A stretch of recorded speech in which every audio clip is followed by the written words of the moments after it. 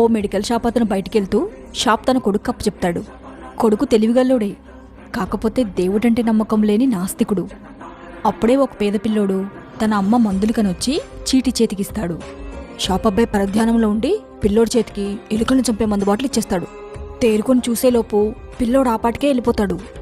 Shop అబ్బాయి గాబరాతో ఇప్పుడెలా, ఏం చేయాలి అని అనుకుంటుంటే, ఆపదలో ఉన్నప్పుడు మనసారా ఈశ్వరుణ్ణి స్మరిస్తే ఖచ్చితంగా కాపాడతాడు అన్న తన అమ్మ మాటలు గుర్తొస్తాయి. కళ్ళు మూసుకొని వెంటనే ఆ ఈశ్వరుని స్మరిస్తాడు. కళ్ళు తెరవగానే, మీరిచ్చిన బాటిల్ పగిలిపోయిందన్నా, నా దగ్గర డబ్బులు లేవు, ఇంకో బాటిల్ ఇస్తారా అని అడుగుతూ ఎదురుగా ఆ పిల్లోడు కనిపిస్తాడు. పరమానందంతో సరైన మందు బాటిల్ ఇచ్చి పంపుతాడు.